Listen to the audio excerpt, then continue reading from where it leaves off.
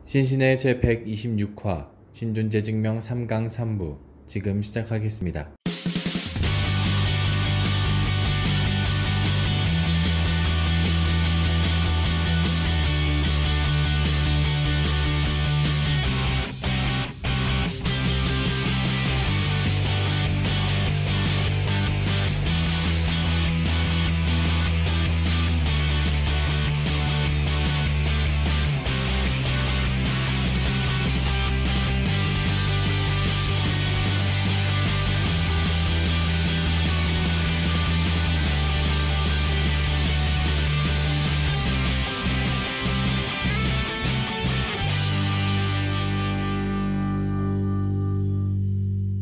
(1918) 1618년부터 1648년까지가 30년 동안이 이제 30년 전쟁입니다. 네. 독일에서 신교와 구교, 그러니까 프로테스탄트와 네. 카톨릭이 대차게 싸움을 맞아요. 합니다.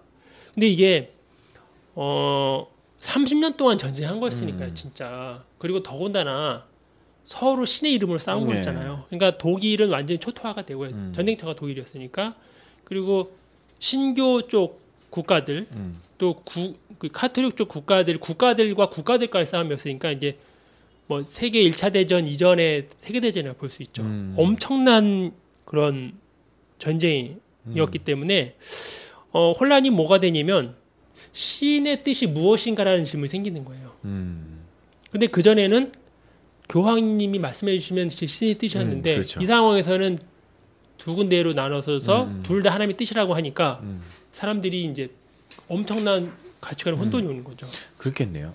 똑같이 뭐가 옳다는 이쪽에서도 거지? 뭐 쉽게 말해서 예. 하나님의 뜻이니까 뭐 싸우자라고 했다가 또 예. 저쪽에도 또 신의 이름이라고 그렇죠. 하고 가니까요. 그리고 신의 이름을 말하는 사람들끼리 서로 죽이잖아요.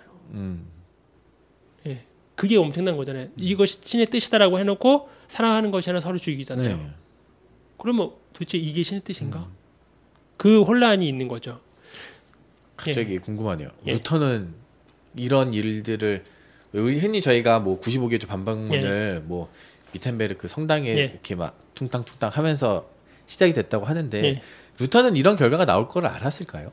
몰랐겠죠. 몰랐겠죠. 예. 이렇게까지 뭔가 예. 저는 그렇게 좀 배우고 알았던 것 같아요. 루터는 새로운 교단 혹은 새로운 종교를 만들려고 한 것도 한 아니고. 것도 아니었으니까요. 그리고 내부 개혁을 그 위해서. 루터가 그 95개 네. 반박문을 쓴 것도 뭐 루터가 혼자 음. 단독으로만 한 건 아니고 루터 이전에도 약간 뭐라 그러지 그런 연례 행사라고 비슷할까 원래 그렇게 한 게 있었어요. 네네. 근데 루터가 한 건 워낙 그만큼 이제 좀 센. 영역이 센 거예요. 좀. 그리고 루터 또한 뭐 본인이 나가서 뭐 내가 새롭게 새집 살림을 차리겠다 한 것도 아니었고 그냥 그 당시에 워낙 그 교회가 점점 그 당시에 무너지고 있는 상황이었거든요. 네. 그때가 이제 그 십자군 전쟁이 8번이나 거쳐서 네. 있었잖아요. 그러면서 교황의 세력도 많이 약화됐고 그리고 교황 밑에 있었던 영국이나 뭐 프랑스의 황제들이 힘이 세지는 상황이었거든요. 네네. 그러니까 그것이 다 이제 종합적인 시간이 혹은 때가 딱 그때가 카운터 온 거죠. 펀치를 네. 매긴 거죠. 뭐, 그냥. 엄청난 전쟁. 그리고 가끔 이 시기에 나오는 예. 이 시기 상황을 보여주는 영화들도 많이 있더라고요. 예. 그러니까 기존 구교와 신교가 그냥 계속 싸우고 죽이고. 예. 그러니까 그거를 보고 자랐던 어린 아이들이나 특히 정말 어린 아이들이 예. 한 10년 후 20년 성장했었을 때 그들이 가지고 있었던 종교관은 과연 무엇이었을까? 그런 생각이 좀 많이 들더라고요. 예. 그러면 이 얘기가 나온 이유는 데카르트가 그 환경에서 성장을 했던 거예요. 예. 그 환경은 성장하고요. 그리고 이 로마 카톨릭은 또 이게 본인들이 주도권을 갖고 있으니까 네. 교회에 조금 반대된다거나 하는 말은 억압이 굉장히 심했거든요. 그러니까 이때가 이제 과학적으로 보면 코페르니쿠스나 갈릴레오가 이때 요 이전에 네네. 등장하거든요. 그러니까 그게 루터의 종교개혁과 거의 비슷하잖아요. 교회가 무너지면 다른 쪽에서 새로운 진리나 새로운 그런 사상들이 튀어나오는 그쵸, 거니까. 근데 코페르니쿠스나 갈릴레오도 그 새로운 거였잖아요. 네. 그리고 감히 세상에 돌아가는 이치를 교황님이 아니고 허접한 과학자가 네. 얘기한 거였으니까 그 교회를 중심으로 하는 세력 그런 세계에서는 받아들이기 힘든 거였거든요. 예. 그래서 이제 데카르트도 이 사람들 코페르니쿠스나 갈릴레오의 이야기를 바탕으로 세계를 다시 진술하는 거예요. 예. 그러니까 30년 전쟁을 보고 네. 그 참상 그리고 중세의 그늘 모든 것을 교회가 다 주도를 잡고 있었는데 이제 주도권을 못 잡잖아요. 네. 그러니까 이제 이 데카르트가 생각을 한 게 뭐냐면 이 사람이 책을 쭉 쓰는데 그 책의 주제는 대체로 신에 대한 얘기예요. 그게 제일 큰 문제였었고 그래서 데카르트는 뭐냐 말하냐면 자 어떤 것이 진리고 어떤 것이 참이라고 하는 것을 누구한테 배웠냐면 교회를 통해서 배웠잖아요. 그렇죠. 네네. 그리고 교회를 통해서 선생님 학교에서 배웠단 말이에요. 근데 교회가 무너졌어. 그러면 어떻게 참과 진리를 알 수 있냐는 거예요. 그래서 아주 이 사람이 심하게 얘기를 하기를 자기가 컵을 이렇게 자기 앞에 컵이 있는데 네. 과연 이 컵이 실제로 정말로 존재하는지를 어떻게 알 수 있겠느냐고 묻습니다. 근데 생각해 보니까 실제로 존재한다고 자기가 장담할 수 없다는 거예요. 그것조차도 환상일 수 있으니까. 예. 그러니까 세상에서 참이다라고 말할 수 있는 것이 없다는 거예요. 네. 그럼 어떻게 찾지? 뭘 찾지?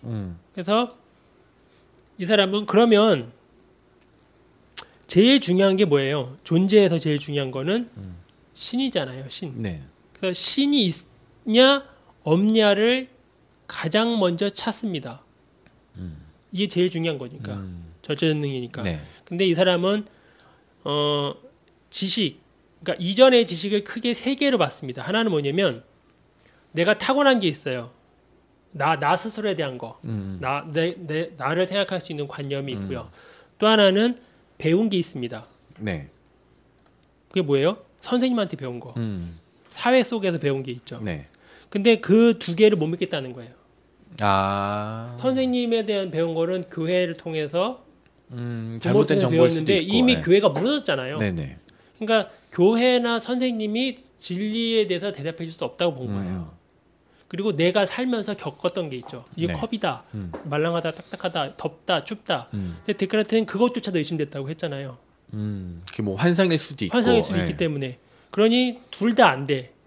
그거는 두 개는 알 수 없어요. 네. 그럼 뭘 알 수 있느냐?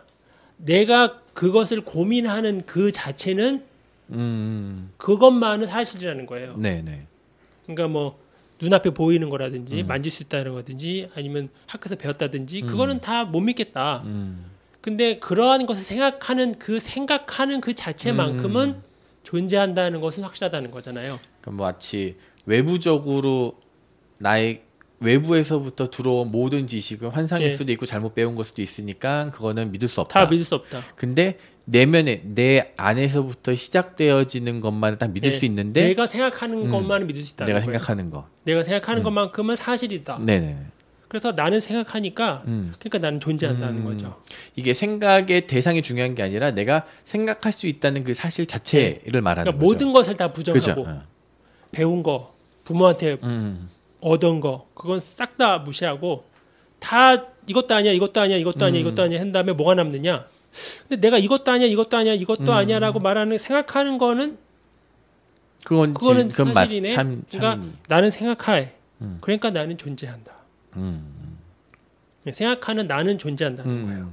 그럼 이제 그것이 신에 대한 관념으로 넘어갑니다. 네. 뭐냐면 신은 무한자잖아요. 네. 무한의 존재고 자기는 유한의 존재란 말이에요. 근데 유한의 존재가 무엇을 무한 존재를 알 수 있겠냐는 거예요. 나는 유한한데 어떻게 무한한 존재인 신을 알 수 있을까? 네.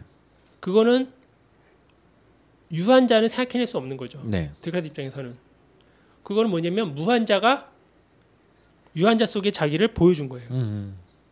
그래야만 신에 대한 관념을 자기가 알 수 네. 있다는 거죠. 따라서 신은 존재하는 거죠. 자기는 유한자인데 무한의 존재를 생각할 수 있다는 것은 자기가 생각하는 것을 넘어서는 거잖아요. 그 범위를. 아마 설교할 때 가끔 목사님들이 그런 얘기를 한 적이 있거든요.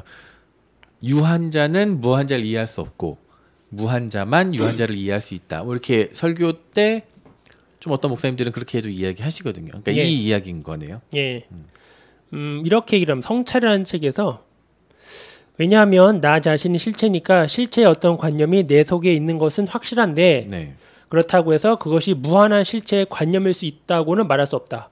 무한한 실체의 관념은 정말로 무한한 어떤 실체에서 나온 것이 아니면 안 되는데 나는 유한하기 때문이다. 그러니까 내가 아무리 무한을 생각하려고 해도 네. 나는 유한자이기 때문에 네. 내가 생각하는 이 정도는 무한하겠지라고 해봤자 사실은 유한할 수밖에 없다는 거예요. 그러면은 데카르트는 신을 무한자로 그렇죠, 본 거예요? 무한자. 예, 사람의 유한한 그 관념을 벗어나는 초월하는 존재였어.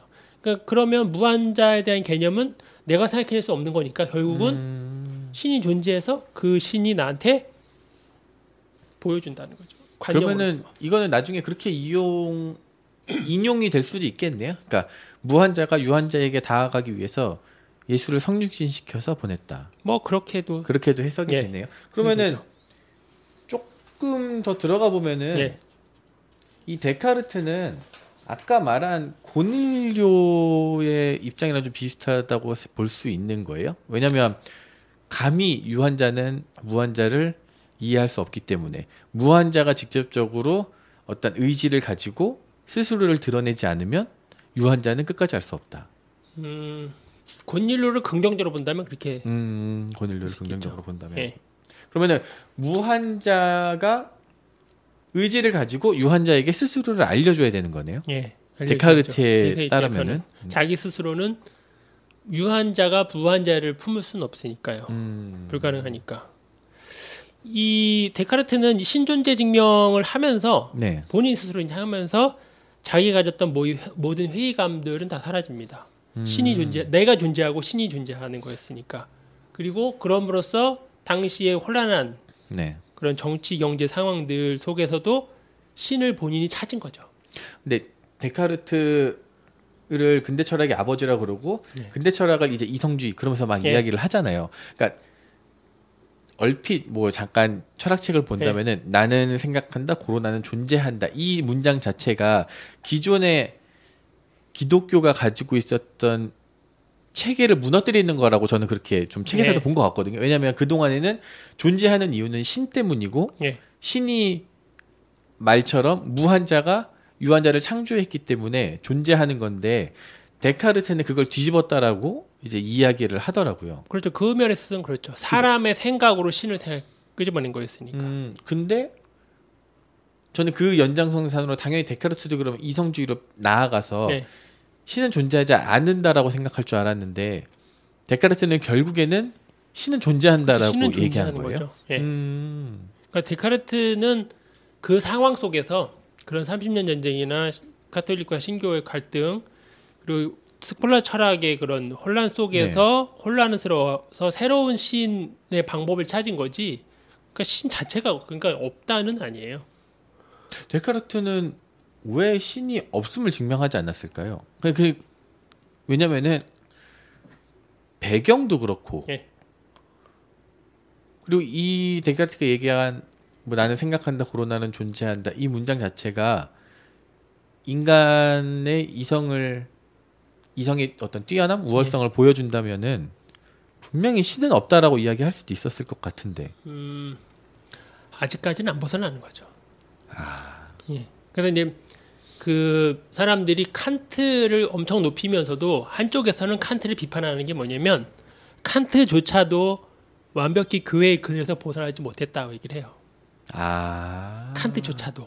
그러면 데카르트도 굉장히 데카르트는 뛰어난 철학이지만 그렇죠. 아주 이 사람은 스콜라 철학의 끝부분이니까 어떻게 보면 그러면서 예.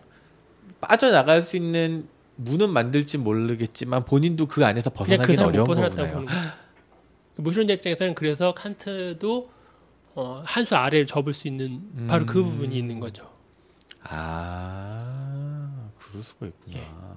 근데 그렇다고 해서 그럼 이후에 오늘 현대 철학하는 철학자들은 다 무신론자냐? 그건 또 절대 아닙니다. 예. 네.